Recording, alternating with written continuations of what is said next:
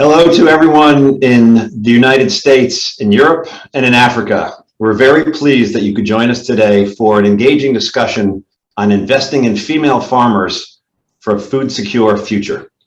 I'm Steve Mark, and I have the privilege of serving as the board chair for Microloan Foundation USA, an international development and poverty alleviation organization that provides financial literacy training, business mentoring, and microlending to groups of women in Malawi, Zambia, and Zimbabwe.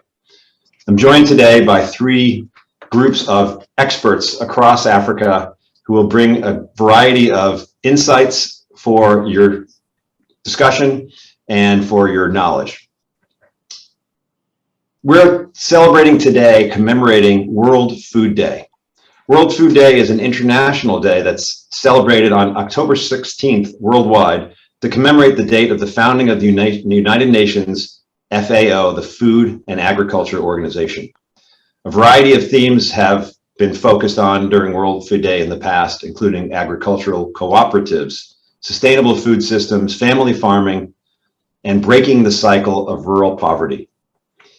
You'll see throughout the discussion that there's a strong correlation between SDG 2, Zero Hunger, and SDG 5, Gender Equality. We hope to bring a lot of those ideas to life today. That's why we're focusing on the intersection, highlighting that supporting female farmers can have an outsized impact on reducing hunger. Our discussion will focus on female farmers, the role they play in the food chain, the barriers they face, and what some leading organizations are doing today and in the future to help increase food security. There are a number of major systemic issues facing female farmers today. The backdrop, almost 10% of the world's population, over 700 million people, face hunger on a daily basis. 28 countries in Africa depend on food aid, according to the UN Food and Agriculture Office. Sub-Saharan Africa is a hotbed, a chronic hotbed of extreme hunger. According to the FAO, people suffering from chronic hunger, people suffer from chronic hunger if their food intake is less than 1,800 calories per day. And according to this measure, 227 million people are starving in Africa. And Sub-Saharan Africa is one of the most hard-hit areas in that group. The three countries served by Microloan Foundation have over 20 to 30% of the population experiencing some sort of food insecurity. And actually the level of acute food insecurity as defined by the Integrated Food Security Phase Classification. That's kind of a mouthful, the IPC. Confounding these changes is the basic level of economic prosperity in Africa. 40 to 50% of people living in Sub-Saharan Africa are living below the extreme poverty line of $1.25 per day. And women are disproportionately, unfortunately, in that population. According to Oxfam, over 80% of the world's food production is by small-scale farmers, and 43% of global agricultural labor is women. And the agricultural sector is more likely to provide opportunities for empowering women. And in Sub-Saharan Africa, 80% of agricultural production is by smallholder farmers. But 90% of the women that Microloan serves engage in some sort of farming. It could be their primary business, or it could be to subsidize their other economic activities and to provide food for their families. According to the UN FAO, women produce 20 to 30% less than their male farmer counterparts. Equalizing that gap could boost agricultural output and decrease global hunger by 17%, potentially reducing hunger across 100 or 150 million people. Root Capital talks about some of the structural barriers that get in the way in helping female farmers, such as lack of land ownership, limited access to finance, greater time spent on household work, and less use of agricultural best practices. With that as a sobering background, the good news is that there are a host of organizations, from which you'll hear some today, who are taking on these challenges in a variety of ways. We'll hear from some leaders today and some leading organizations who are having an impact today and an even bigger impact and plans for the future. It's important to note that none of us work in silos. You'll hear throughout the conversation the intersection between the work across these three organizations. We're all trying to solve some of the similar issues with different approaches. Just a little bit of background on Microloan Foundation, and then I'm pleased to introduce our panel. Microloan Foundation was founded in 2002, and since that time, we have helped over 280,000 women start or expand their business. With an average of 4 dependents, that has enabled Microloan Foundation to help almost 1.5 million people over the last 19 years. We're very proud of the ability to support that number of people. So let's move on to our panelists. I'd like to start with Sibi Lawson-Marriott. She's the Regional Advisor in Climate Change Adaptation, Resilience, and Gender Equality at the World Food Program. One of the longest titles I've seen in a while. It's because you do so much. For the past 20 years, Sibi has been providing support to national governments and United Nations agencies in the areas of humanitarian and development action, innovative program design, and strategic partnerships. Currently, she's the Senior Regional Advisor and Team Leader for the Food System Team of the World Food Program Regional Bureau. In this capacity, she leads a team that covers issues of climate risk management, livelihood support, resilience building, environmental sustainability, and gender transformative programming in the 8 countries that make up the region. She spent several years working at the UN headquarters in New York, managing external relations for some of WFP's most complex and challenging portfolios, including Sudan, the DRC, and Somalia. Sibi is based in Nairobi, Kenya today. Hilary Berry and Josephine George Francis are joining us from LadyAgri and from the Farmers Union Network of Liberia. They're in Monrovia, Liberia.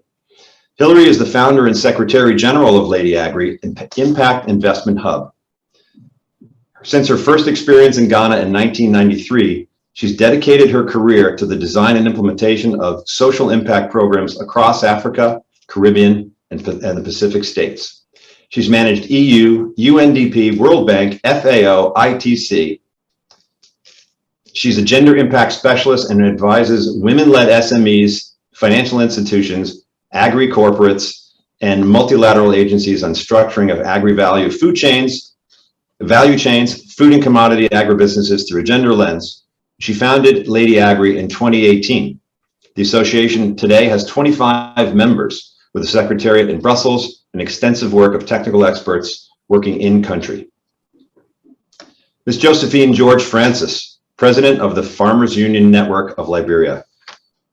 She's also the Chief Executive of RJ Farms, a commercial farm in rural Montserrado County, Liberia.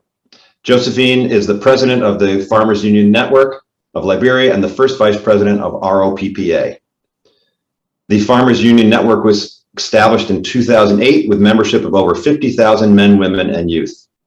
In addition to her strong agricultural background, Josephine was elected to the 53rd legislature in the House of Representatives, where she served as chair on the Committee of Agricultural and Executive. She also served as the chair of Women's Legislative Caucus, where she successfully established a secretariat and lobbied for funding to support women's participation in politics in legislature. Jack Ngoma is in Lusaka, Zambia. He's the CEO of Microloan Foundation, Zambia. He has a wealth of experience in the provision of pro-poor financial services in sub-Saharan Africa, with a particular focus on women and rural areas. Under his leadership, the organization has grown into the 3rd largest microfinance institution in Zambia and the only one focused solely on providing financial services for women. He will share his perspective on the role and intersection between training, finance, and technology to help female farmers succeed. That alone should stimulate a lot of interest for follow-up, just the range of experience that you see in our panelists today. We're going to divide the discussion into 3 core areas. One is we're going to spend a little bit of time just putting a more pointed focus on some of the issues that face female farmers today and the backdrop and the context in which they live. Then we'll move on to hear from what these organizations are doing today, and finally thinking about where things are heading to the future. So Sibi, since you're in the middle of my screen, I'll start with you, if that's okay. Please introduce yourself for a minute, and it would be great to hear from the UN World Food Program perspective. What are some of the core issues that you all are focused on, knowing that the UN World Food Program covers just such a wide range of areas, from immediate food relief to policy change to sustainable agriculture? Sibi? Thank you, Steve, and it's such a pleasure to be on this panel today, and so happy to have the opportunity to speak about women. So I do work for the World Food Program, and I'm in a regional bureau. So we provide advice and support and oversight to 8 countries in the region. So such a range of contexts and situations, as you mentioned, from humanitarian to development. But in all our work, we get to experience firsthand that women are at the heart of every part of the food system. It's a very central, self-evident fact for us. So we see them on the farm, planting and tilling, but also making decisions about where to find seed and checking the sky for rain, weeding, harvesting. But they're also on things like shorelines and riverfronts, meeting fishermen at dawn and at dusk. And they're the ones who are really bargaining for the fish, sorting it. They'll be cleaning it, cooking it, selling it down the road, really playing a vital function. Of course, they're also in markets, subdividing produce, selling it, bargaining, supporting women to make purchasing choices, and they're selling fresh and dried foods, really another critical role. They're in schools, in the school canteens and in gardens, cooking these large amounts of food and figuring out how to stretch it to feed every student that's there. Oftentimes people are bringing little brothers and sisters because this might be the one sure meal, and that's difficult to cook for. And finally, they're in the home, of course, buying the food, preparing the food, making budgeting decisions about the food, figuring out maybe how to manage remittances. And so no matter how you look at it, we understand that investing in a woman's productivity, I mean, her success generally, is really a pathway to improving food security and nutrition in any community or in the home. But if we talk of structural barriers, as you mentioned, at the macro level, now we find ourselves talking about things that are impediments even after the receipt of a microloan and capacity building package, and things that maybe require more collective action or innovation. And WFP is very active in this space.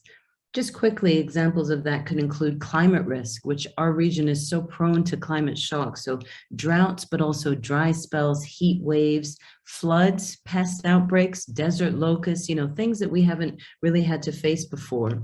Or maybe market access, so predictable demand for whatever it is that you're producing, standards that are going to enable you to take advantage of those markets, environmental safeguarding. We know the natural resource base is so important in the livelihoods of women in our region.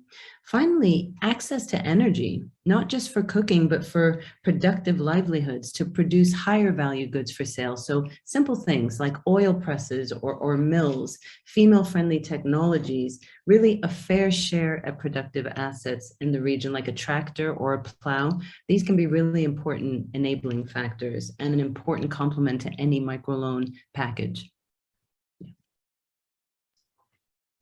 Thank you. That's absolutely really helpful to think about the context in which the women are working. This is not in a vacuum. We can't assume that there is access to some of the basic things, as you mentioned, just machinery or fertilizer or appropriate energy in order to function on a day-to-day basis. Yeah. Hilary and Josephine, would love to talk a little bit about, from LadyAgri's point of view, some of the issues that you're facing. And we know that when LadyAgri enters the value chain, your key entry point is often through a champion at an individual SME, but there's also the cooperative and the larger organizations with which you're working that kind of complement each other. So maybe you can talk about some of the challenges at both of those levels that these organizations are facing and that LadyAgri is helping to mitigate. Mm-hmm. Thanks so much, Steve. It was great to hear from Sibi as well. We've worked with some of Sibi's colleagues in Egypt who are doing amazing work with our women there in the World Food Programme. So yeah, great to join you today on a topical issue. LadyAgri, I guess it's all in the name, you know, it's why we actually set up our non-profit association. So we work across 30 countries. There's a high technical level within the hub, from impact finance to agronomy, to specialists in the agri-value chains where women are working, but also perhaps in value chains where traditionally we think, okay, coffee, cocoa, no, we don't normally find women there. It's a man's supply chain. And I suppose the reason I'm here today is actually really to break that silo, because we have fantastic ladies like Josephine and the farmers she is working with across the different counties who are really active in cocoa, and now going into coffee. And I suppose it's about breaking those paradigms. You talk about constraints, and I think some of the constraints are just perhaps traditional issues where we just don't think of looking. And I think one of the biggest constraints for women is that they're invisible in the supply chain.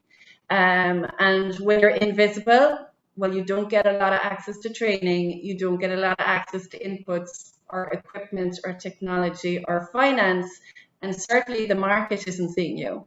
And that's the whole point, is why we actually set up LadyAgri. So women are not the last sentence, you know, at the end of a project line, and women and youth. With us, they're front and center.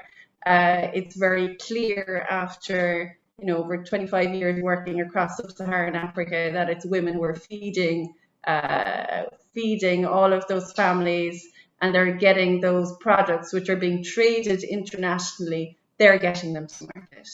And so when we talk about agri-investment, keeping women out of that dialogue and keeping them in a subsistence farming dialogue, then we're actually creating constraints. So LadyAgri's objective is really bringing them to the heart of investment, trade, and finance.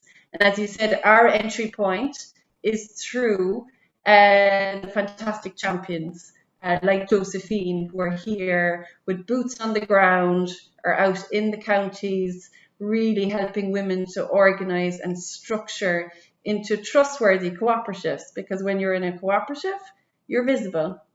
You're also visible in front of like a group like Microloan Foundation, or it's easier to work and actually mobilize resources because you have an economy of scale as well to actually reach them. And I know Sibi and World Food Programme work like that as well. So I'm going to stop there because I'd like really to hear from Josephine, who is really on the front line of all of the issues we're discussing today. So thank you so much, Steve. Thank you. Thank you so much. I'm so happy to be part of this discussion. I'm from Liberia, a very small country. We're about 4.5 million people, and 62% of that are women and youth. And our agriculture sector, you know, we've been through a lot of challenges. We went through the war that about 256,000 people were killed. We went through Ebola, where almost 5,000 people died. Then Corona came. When our economy would start to go up, Corona came and bam, it gone down. And we had the first female president. And during her 10 years, it helped rural women to understand how important finance investment is. So they were able to open bank accounts in small banks to gain their profit, to save the profit. Today, we're able to train women in cocoa and coffee value chain, because in the cooperatives, they're all men. And so the leadership of the cooperative are all men. Now the women are getting involved, but a huge percentage of them were just harvesting and weeding. But today, they are planting their own cocoa because of the training from different partners. So women are now owning cocoa and have to train, they have been trained on quality, because Liberia have organic cocoa, but quality is the serious problem. So they've been trained on that. And microfinancing will really help the women. The women are saying, we don't want aid. We want trade. We want our independence. We want to work. We want to be part of this great opportunity that are out there. We have access to electricity, some part of the rural part. They want to be able to pay the electricity bill. And now with the digital financing, it's easier for them to pay the bills by phones. It's easier for them to be able to get seeds. But when there's no money, it's very difficult. The women also have access to land because there's a land right that was passed 2 years ago. The Liberian women can own as many land they want, but no money for them to purchase the land, comparing to Gambia and other places. So agriculture is about land, and land must be available. They also want to get into poultry. But maize, we need production of maize. And in order to do that, we need clean seeds. And it would take money to get these clean seeds. So we are ready. We are ready to work in the sector to be able to do what we can do to help build our economy. Because the entire value chain will really help our country and the women who's in production. So I will stop here. And if you have any questions, I'll be willing to answer. Thank you. Wonderful. Thank you for that additional background. And it's so important to recognize the connection between a solution and the foundation that allows that solution to actually be achieved. So, Josephine, as you mentioned, with women now being able to own land just in the very recent past, that's a great step, but they also need access to finance, the means to cultivate the land productively, and all the other aspects that go along with it. So Jack, this is a great time to head over to Microloan Zambia and our work in the region. We heard from Sibi and Hilary and Josephine about the intersection between investment and trade and finance and some of the challenges they're facing. Maybe you can talk a little bit about, from the Microloan Foundation, some of the core issues that we are trying to address. Thank you, Steve. It's a pleasure to be part of the discussion this afternoon, of course, depending on which location you are. Allow me to begin by just emphasizing a few things from the introduction that's given. So Microloan Foundation is a microfinancing institution, and we are 100% working with women. We are the only microfinancing institution here in Zambia that are working with women 100%. And as you rightly mentioned, in terms of client number of beneficiaries, we are around about the third largest microfinance institution in the country. So we are reaching out to a reasonable number of people in terms of rural areas and those who are communities that normally would not have access to finance. Now, it's also important to note, I think already mentioned in your introduction, that 90% of these beneficiaries we're working with are directly or indirectly related in agriculture. And that kind of working experience does bring, into our attention a number of challenges that women encounter in their agricultural activities and production. But for this discussion, maybe I'll actually just focus mostly on three things that we think are very, very critical and which we normally would encounter in our work. Number one, the issue of land, which I think Josephine and Hilary have mentioned, is a major factor. Unfortunately, we still see in many of our operating areas, in the rural areas and the villages, that land is still dominantly being held by men. And that is a limiting factor. So for women that need to increase their agricultural productivity, they'll have to get permission from husbands or from their male relatives to see, to plant or to increase their productivity. So that is one of the major issues that we encounter as we work. The second thing I would like to also maybe touch base a bit is on the issue of the Teken Konoha, the knowledge that is required for these rural women in these very poor communities to be able to increase their productivity and take not only from the low end, but also the higher end of the value chain still remains a challenge. I must mention this, that we see a lot of our women being involved in agriculture, but on a very lower end of the value chain, in planting of the seed, in the tilling of the land, weeding. But then we see very few women on the high end of the value chain, on marketing, on value additions of the products. And these challenges we see that limit the women to only function in very limited spaces where it comes to agriculture. Now, the third, and something that is very directly related to Microloan, is a lack of access to finance when it comes to agriculture production. This is another major challenge that I think is really, really so deep and so real in the rural areas. First of all, most of the financial systems and financial services are just designed to service men. And why is that? Because typically financial institutions will request for securities, collaterals, and these are in the hands of the men. And the women would not be able to get loans unless they prove this kind of assets to support their application. These are the things that microloan seeks to address. And I think in the next discussion or in the next points, I'll be able to highlight more on what microloan is trying to do to help women move up on the ladder in terms of their value chain and how they're involved in production. Great. Thank you very much, Jack. Really important review of some of the core issues that are facing the women that we're serving. Interesting connection back to LadyAgri. So we were speaking the other day, and you were mentioning about some of the work that you're doing in terms of marketing, market access, packaging. And so when we think about the ability to go from addressing the core issues, creating more sustainable farming and inputs and those sorts of things, one of the key areas, and obviously there are others that LadyAgri is working on, would be great to hear about is how you help women move up the value chain. So great, maybe you could start there and then highlight a few of the other things that is a focus area for you. Yeah. So I suppose that the key issue, we talk about like over 40% of women working at like primary production level.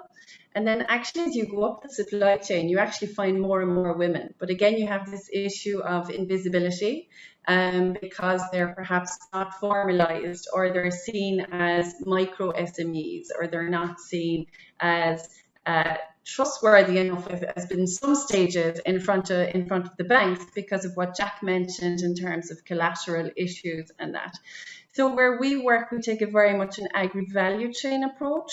And we work on that as well, not just ourselves, because I think it's also about putting intelligent partnerships in place, but we work with specialists in that area. So we collaborate, for example, with ITC, which have an agri-value chain approach, and it's all about the market, because if you're producing and you've no market, well, you're certainly not going to be able to repay a loan. So we kind of start from the market and work backwards. So looking at all of the standards, food safety issues, packaging issues, and from the European Union perspective, we're changing our policy at the moment. We have a farm to fork strategy. We have our Green Deal strategy, which means we're going to be bringing down those levels of tolerated pesticides, chemicals, or synthetic insecticides. And so we need to get that information back again to the producers so that you don't get any produce which is rejected as such, because once it's there, it's too late. Also issues like aflatoxin, which affects corn. I can see Sibi nodding there. It's a huge issue in East Africa, as well as the fall armyworm. You're dealing with all of these different constraints, but you have to get over those hurdles to get to the market, because you need to build confidence with your buyers, because you want regular buyers. So we start at that stage and then we work backwards. And so it's important why we use working through women-led SMEs is that we need to work with women who are already marketing. So they're already at that front line. And we equip them to understand their market, to consolidate a market share, and know what it takes to actually expand that share. So this week we're talking about coffee. And you have your own coffee SME as well as cocoa as well. So I'll let you maybe carry on a little bit about that. Yes, we're presently doing a project with ACRAM. ACRAM is the African Coffee Association in Africa. And we have a project funding from EU and ACP. And we bring in women together in Liberia to be part of the coffee production. Liberia grows two coffee, the Robusta coffee and the Liberia coffee. But we go into training and they will set up the cooperative because it is important. Because in the past, coffee was very good for us 41 years ago. And then we abandoned the coffee because the price went down. So women didn't see the reason why they should continue. So they all moved to rubber, palm, and cocoa. Today, when you talk to women, the coffee and say, are we going to process it by our hand? Because we would not want to do it again because it's really hard. So we have to train them. We have to bring machines. So we need equipment. We need small equipment where the coffee normally grow in villages. So we need small equipment for the cooperatives. And some of the cooperatives are strong when it comes into making sure to pay the loan. So we will only succeed if they decide that we want to do the washed coffee. If you have some small pouring machine to do the white coffee, if they're going to do a natural dry, they need the holder to make sure that they will have quality. So we're looking at quality. We want quality to be able to export our coffee to the international market. And we're also looking at the regional market. We want to be like Kenya. We want to be like Rwanda when the farmers are doing in coffee. So we're getting a lot of training for the women and the youth.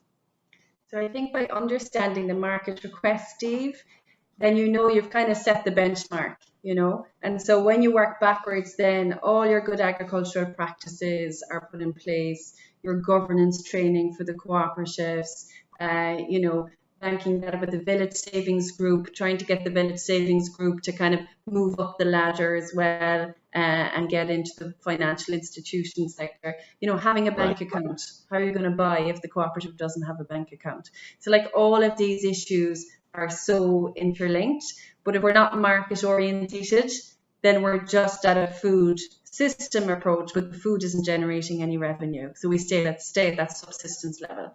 So that's why we also take this basket approach where you have commodity crops, which are going to bring in revenue alongside the food crops, which are obviously better in terms of, climate management, soil management, sustainable food systems, your SDG 2. So that's where we bring the link between SDG 2 and SDG 5. Great. Well, that's a really nice tie-in to some of the things I know that Microloan is doing now with the Conservation Farming Unit, and really trying to focus on the training of sustainable agricultural practices to enable all the things that you were just talking about. So maybe, Jack, you can touch on that and some other areas that Microloan Zambia is focusing on today. Well, thank you, Steve. Yes, that's a very interesting point that you mentioned. And I want to start by saying that, our experience is that when we started working directly with the women in agriculture, two things that we observed. First of all, we clearly saw that it was a problem for the women to find markets for their produces.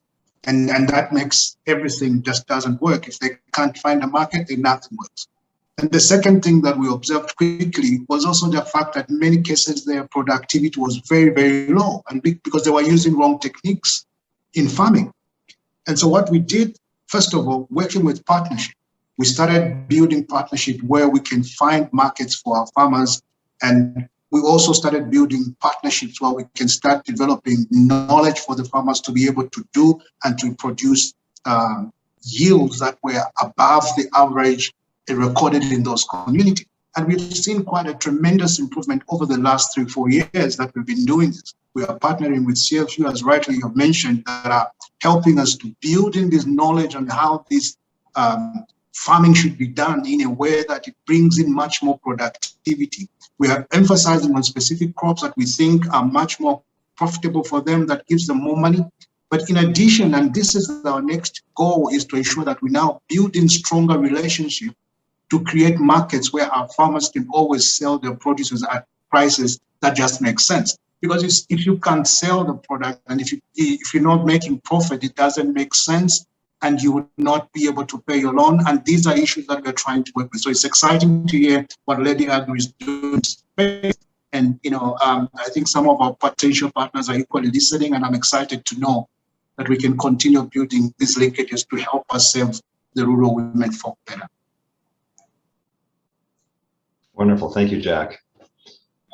And Sibi, from a World Food Program perspective, you work across all levels of the ecosystem, and complementing what Hilary and Josephine and Jack just spoke about, maybe you could elaborate on some of the interventions that the UN World Food Program is using today to address some of the core issues. Absolutely. It's been such a pleasure listening to both of them speaking. It's like music to our ears. I think one of the opportunities that WFP has that others don't have is we're a massive buyer of food, second biggest buyer of food after Unilever in this region.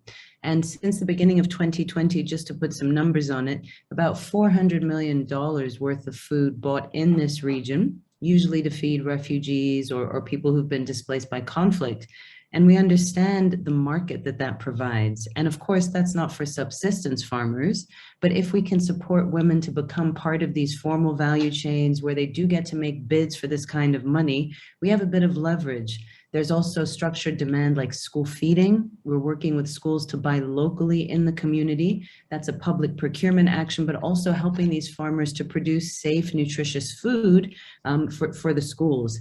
Another market sort of structured demand is these cash transfers in refugee camps, about $357 million worth of cash transfers. These are often in very small amounts, $5, $10, $11 for a family.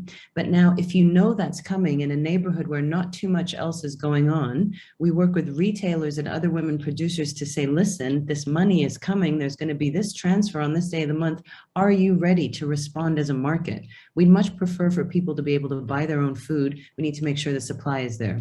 So there's a lot of structured demand that WFP can bring, not just for food, but also for electricity. If you're getting a cash transfer, we can help you to set aside some of that money to power some of the low-cost technologies that Hilary and Josephine mentioned, oil presses, packaging machines, and now we start to see women moving up the value chain. So it's a combination of structured demand, but also supply side support. Sometimes it's as simple as post-harvest structures or a warehouse that needs to be built or a road, a feeder road or a bridge.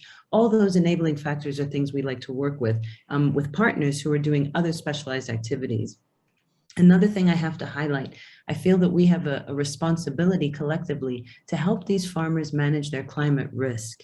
This is not a situation of their own creation, and we want to bring tools to help people have, for example, weather indexed microinsurance. The same way you would insure a car or larger producers insure their produce, how can we help women to protect their investment? So microinsurance is one way. Many of these women may not be familiar with the concept of insurance, so it's a lot of cultural behavior change as well. So we might package it with some seeds that they're able to access or some other technologies.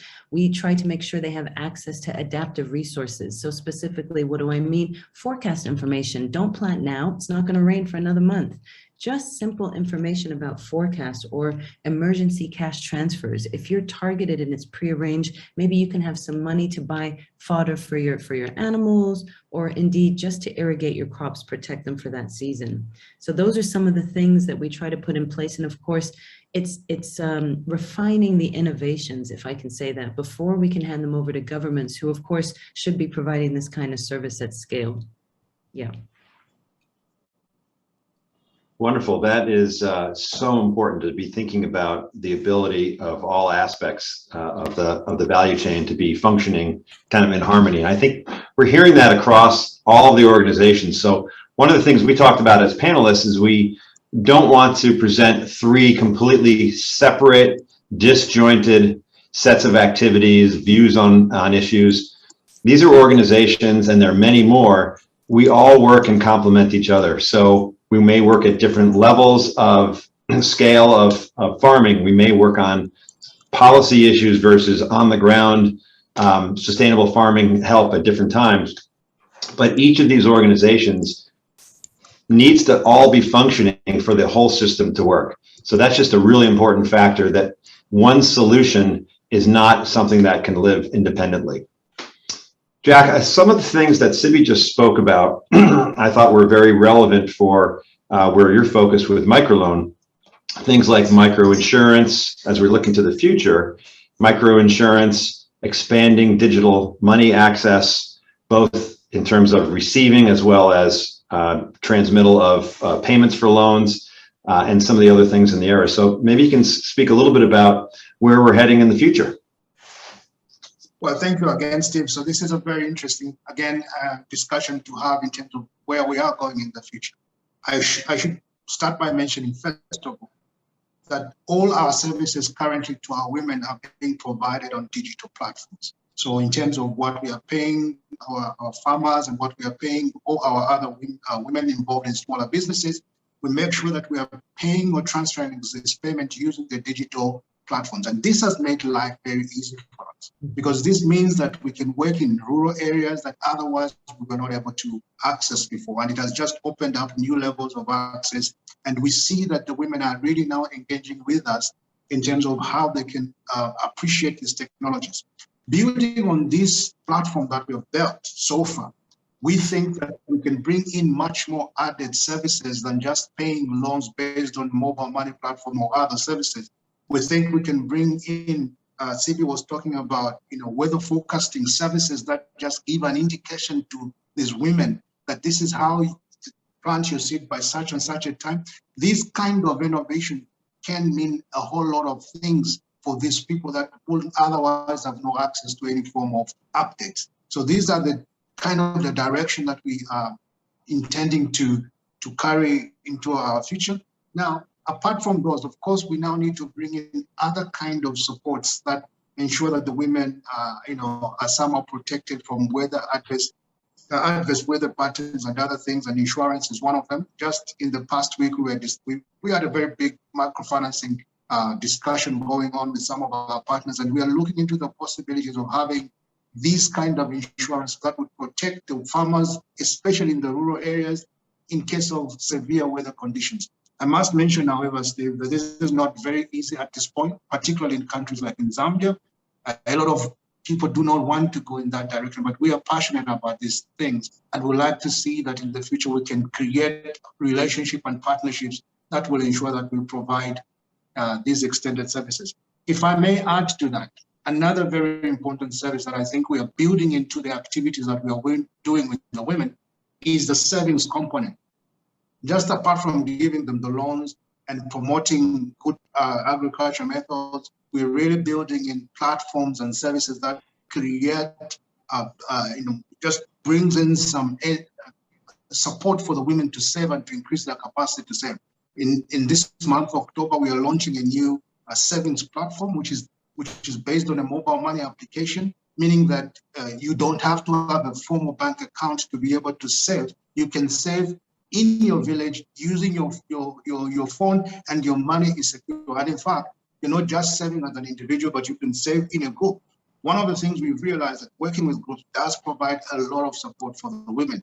It creates the role model that the women desperately lack in many of the rural areas. They work together in the villages, in the groups. They see how the other members are performing. They're motivated to come in and to participate. And so this is what we were trying to achieve. We want to promote other services that ensure that women are progressing and are doing better in their agricultural activities. Thank you. Wonderful. That's perfect timing. Hilary and Josephine need to leave, but I would love some closing thoughts, and particularly as you talked a little bit about helping women get more comfortable with digital platforms, or any other things that you see going to the future as you need to leave us. Yes, Steve, as I mentioned earlier, we've had 3 focus groups the last few days in 3 counties. And each time we've actually asked the question about how comfortable women are, with mobile money. So the good news is that they have access. That's great news for everybody. But what seems to be lacking in terms of the gender-based constraints is how at ease they are. So hearing from Jack there that there's really a conscious decision now to break that silo and to break down that gender-based constraints and really bring that 3.6 billion that do not have digital access actually into the financial system. And that's why I think we also need to be working with strong local farmers organizations like the Farmers Union Network, who have boots on the ground, who have the extensionists, who have the trust of the women's groups, because I think that is critical, and are also there for the long haul. And that's also an issue, because when we talk about sustainability, we need to work with the partners who are going to stay and be there almost as a help desk for women. So I'm going to hand over to Josephine to give the last few words. Thanks so much for inviting us today. An absolute pleasure. Thank you. I'm happy for the invitation from WFP. I'm going to talk to the WFP representative here in Liberia to start, and the government to start food feeding programs for our schools, because it's very, very important. The school age growing children is 34% suffering from malnutrition. That's correct. So we need to continue that program. And I promise you, I'm going there and make sure to live it, because that's income too that will help the farmers also Wonderful. to have some income. Thank you very much. Pleasure. Hilary and Josephine, it was an honor to have you. Thank you so much, and best of luck. Thank you. Going Thank forward. you so much. Thanks, Jack. Bye, Sibi. Bye-bye. Bye. Bye. Thanks, Steve. Thank you. Bye. So Sibi, building on the future direction that we just heard from Jack and from Hilary and Josephine, would be great to hear some of the things that the UN is doing. Again, the overlap, I'm sure, is quite strong, but there's, of course, some areas that WFP focuses on that are outside the scope of our two organizations. You know, one of the things I note just from this panel is it's remarkable how informed everyone else is about what everyone else is doing. We all understand the part that we need to play in the system for it to work together for good results. And that's something that we didn't see before, you know, everyone with these. The other thing is, I hope, for example, that Josephine does go and speak to the WFP office in Liberia tomorrow, because the African Union has a great push for so-called homegrown school feeding, which is a great opportunity in terms of demand. School feeding programs and school-based programming are necessary, we know that, but what's changed over the past, I would say, 5 years is this push to have those school feeding programs fed by local farmers. And this is a perfect opportunity for women, because it's about small batch growing nutritious foods. Many of their own children are in the schools, but they need a bit of a push to get started. So that's exactly a woman who is leading a cooperative to go and get informed about these opportunities that present themselves. That's wonderful. I think also there's a space for innovation. For example, Jack mentioned that many of the women he works with are in desperate need of climate risk management, but they may not be familiar with insurance, or they may not have access. You can bundle it with a loan. If there's a partner who's willing to provide a certain kind of coverage tied to the loan, that's the kind of innovation we like to support. We also need to see scale. For example, in the climate risk management space, Malawi is actually about to have its biggest ever microinsurance payout. I think it's later this month, $2.6 million going to 67,000 farmers. This is amazing. If we can take this as an example of what works, we can take it to government and say, look, with this investment, this is the kind of coverage you'd be providing your farmers. And then we can work with savings experts. As he mentioned, that's a huge safety net in our region, and partners like Microloan. But it cannot be on one actor to do it all. We know that our governments are struggling to make $1 out of 15 cents and meet all these needs. If we work together, which is what the Food System Summit, if nothing else, the takeaway was, this is a system, we all need to work together. And there was a lot of recognition, even at that global level, that supporting women to succeed is key. I think it was Hilary who said, or maybe it was Josephine, not aid, trade. That's great, but let's equip our farmers and the producers and women to become traders in that system, to become viable entities in that system. And I think that's the collective outcome that we're all working towards. We need to think about youth. Most of the population, as you know, I saw a very stunning statistic, 1 in every 3 people of working age will be in Africa by 2050. We hear a lot about that. What are we putting in place to take advantage of this energy? And it's linked to digital and upscaling and different kinds of value chains, and making sure that both women and younger people are interested in what we're offering as pathways to prosperity for the future. A lot to think about. Yeah, please, Jack. Yeah, I just wanted to, first of all, say it's very comforting to hear Sibi talking about the huge payout that is going to be happening in Malawi soon. I think that such kind of information is really timely, and it's going to change the landscape of how we are interacting with the rural communities. As I mentioned to you a week ago, we had a very huge discussion with partners in the insurance space. And I think one of the big challenges was around the fact that many insurance companies do not always come on the table when things have not worked out for our farmers. So to just hear that news, I think for me it's a big move in the right direction, and we want to see these things maybe extending to countries like Zambia, because that would change just the way we interact with our rural farmers, especially the women. And I don't know how much time we have, Steve, but just in 30 seconds, what's interesting about this is the commercial insurance companies are not interested in a profit-making point of view in insuring every small woman producer and pastoralist.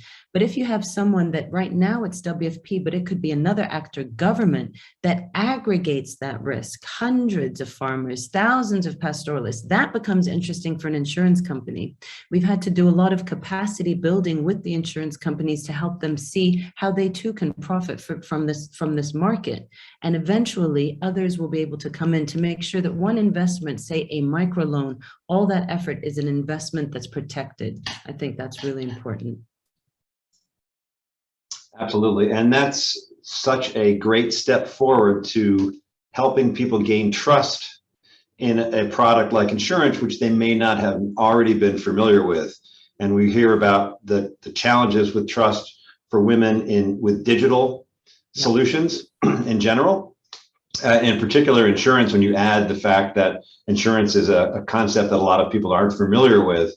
And when we think about an organization such as Microloan with tens of thousands of people that we're working with, you start to get to your point, Sibi, of the ability to scale across and spread the risk across a larger population, which really could have a significant impact on the ability to have greater confidence in having a market for your goods, even when the Mother Nature doesn't necessarily comply, and coupling that with better farming techniques, better technology, better machinery to help the actual production.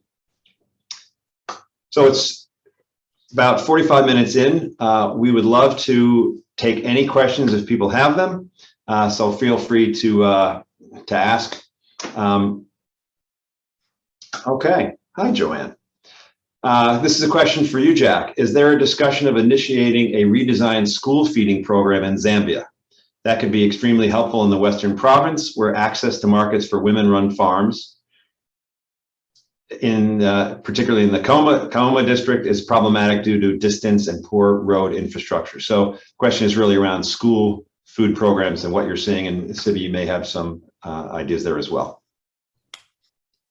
Yeah, I mean, just to quickly respond to that, I think to the best of my knowledge, there are still projects going on, but they're at a very small level. At this point, most of it is being done more on a pilot basis, not necessarily at a country or national level. So I wouldn't be very knowledgeable on whether the particular areas mentioned in the question are actually right now among those places that are being provided with the feeding program, but I know of other areas where there is an activity by the government and also with the support sometimes with us, the private non-NGO organizations that are working to ensure that children in school do not go hungry. Sibi might know a bit better than I do because of his work in the region. Thanks so much, Jack. And one of the things about a school feeding program is it's quite a technical thing to set it up. You have to think of so many issues of hygiene and public procurement and planning, but none of them are insurmountable. And that's one thing. Certainly Zambia has a long history of school feeding, perhaps not necessarily at Western Province, but upon request, WFP is very happy to work with schools to set it up technically, provide training and linkages. And I would encourage our participant to definitely get in touch with the WFP office or just read online. But it's an African Union initiative, homegrown school feeding that is fed by local farmers, of whom we hope they will be women. So that's definitely a very productive idea. Thank you very much, Sibi. And if you are you suggesting that Joanne can find that person on the website, or is there if there's a name you can provide? Sure. No, it's usually very easy to get in touch with the WFP country office, and they love to hear about people who are interested in school feeding, and we can also provide that. Happy to provide a contact in the chat. But I wonder, I see a question on women in remote areas with poor connection. And I think this commitment of the SDGs to leave no one behind. So in remote areas, that's kind of where WFP does most of its work.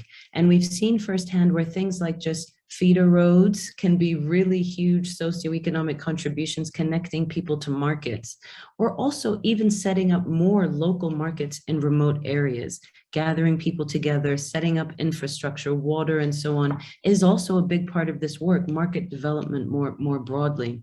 The biggest barrier, I think, to women accessing certainly WFP markets, and of course, we don't just want them to access WFP, we want there to be many markets, is this issue of meeting quality and safety standards. And that generally takes some capacity development. That's not difficult. There are many partners providing that kind of support. Great, thanks, Sibi. And Kasungo also asked a question directed to you, Jack. Does the criteria to finance women include having some minimum form of training or know-how? And how do you ensure that the women will use the money productively? That's a great opportunity for you to describe a little bit of the microloan program, which begins with training prior to disbursement of funds.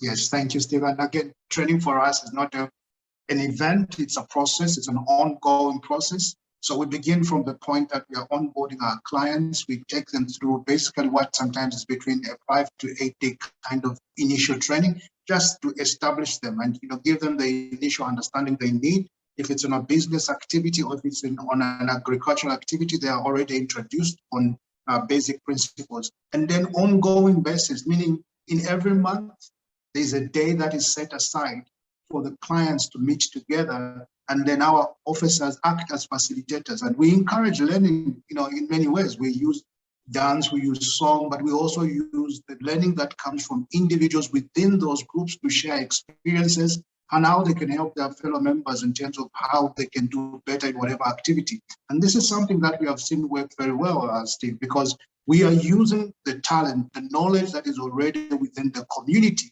to enhance or to enrich a particular topic that maybe others may not be aware of. So examples are given from the community experiences. If you want to improve your cultivation, if you want to yield better, and here's a person that can show you or can help you. And so I think that training for us is a very key thing. It's one of the key pillars of our services that we do. And we are happy to see that it's really helping the women to understand the technical know-how that I mentioned earlier as one of our challenges in terms of when we interact with women in agriculture. That's great. Thank you. Well, we're closing in on the hour, and we really appreciate the people that have joined us from the US, from Europe, from Africa, and Sibi, Lawson-Marriott, to you, and Jack and Ngoma. Deep thanks for spending the time with us to share just a little bit of the issues, the current solutions, and where things are heading in the future.